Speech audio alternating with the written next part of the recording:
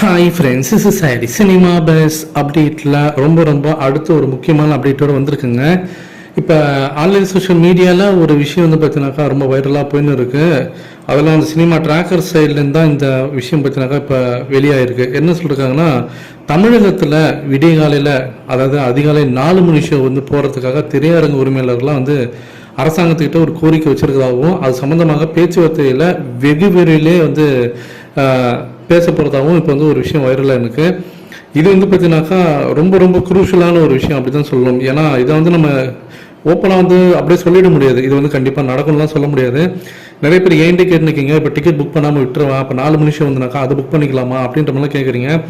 First of all பார்த்தீங்கன்னாக்கா உங்களுக்கு ஒரு விஷயம் புரியல. அரசாங்கம் ஆர்டர் போட்டிருக்காங்க, கவர்மெண்ட் ஆர்டர் போட்டிருக்காங்க. இங்கே தமிழகத்தில் எந்த படத்துக்குமே அதிகாலை அந்த 4 மணி ஷோலாம் கிடையாது அப்படின்னு சொல்லிட்டு கவர்மெண்ட் ஆர்டர் இருக்குது. காலையில் 9 மணிலேருந்து தான் ஷோ அப்படின்ற மாதிரி சொல்லியிருக்காங்க. அதுவும் இல்லாமல் 7 மணி ஷோவே வந்து வருமானது தெரியாமல் நம்ம 4 மணி ஷோலாம் வருன்றதை நம்ம எப்படி எதிர்பார்க்க முடியும் தெரியல. எனக்கு தெரிஞ்சு இதுக்கு வந்து சான்ஸ் ரொம்ப கம்மி தான். இது ஜஸ்ட் வந்து ஒரு வதந்தியாக தான் இருக்குன்னு நான் நம்புகிறேன். ஒருவேளை அப்படி நடந்தால் சந்தோஷம், ஆனால் இது வந்து வாய்ப்புகள் ரொம்ப கம்மி. ஏன்னா ஒரு ஹீரோக்கு கொடுத்துட்டாக்கா மற்ற எல்லா ஹீரோவும் வந்து கேட்பாங்க, மற்ற எல்லா படத்துக்கும் வந்து கேட்க ஆரம்பிச்சிடுவாங்க. இது மீண்டும் பார்த்தீங்கன்னா பெரிய தலைவலியாக தான் மாறும். அதனால் இந்த ஒரு படத்துக்கு மட்டும் ஸ்பெஷல் அட்டென்ஷன் கொடுத்து கவர்மெண்ட் வந்து ஓகே பண்ணுவாங்களான்றது எனக்கு தெரியல. அதனால் நீங்கள் காலையில் 7 மணி ஷோ ஓப்பன் ஆகும், 4 மணி ஷோ ஓப்பன் ஆகும், லாஸ்ட் மினிட்ல ஓப்பன் பண்ணுவாங்க அப்படின்னு சொல்லிட்டு இருக்கிற 9 மணி ஷோ புக் பண்ணாமல் விட்டுறாதீங்க. இதை புக் பண்ணுங்க. அது வந்ததுனாக்கா மேபி அப்போ நம்ம பார்த்துக்கலாம். ஆனால் அதுக்கு சான்சஸ் ரொம்ப கம்மி தான்.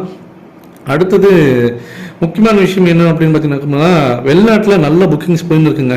நல்லா அதிரடி காட்டுனுக்கார் தலைவர் பாக்ஸ் ஆஃபீஸில். இப்போவே வந்து அவரோட வசூல் கணக்கை துவங்கிட்டாருன்னு சொல்லணும். அது குறிப்பாக ஆஸ்திரேலியாவில் பார்த்தீங்கன்னா Ponniyin Selvan first part Jailer தான் வந்து டாப்பில் இருக்காங்க வசூலில். அதுக்கு வந்து ஈடு கொடுக்குற அளவுக்கு பார்த்தீங்கன்னாக்கா இந்த புக்கிங்ஸ் போயின்னு இருக்கிறதாக தகவல் வந்துருக்கு. எந்த அளவுக்கு நீங்கள் இந்த படத்தோட ஃபர்ஸ்ட் வசூலுக்காக எதிர்பார்த்து காத்திருக்கீங்கன்றது கீழே சொல்லுங்க ஃப்ரெண்ட்ஸ்.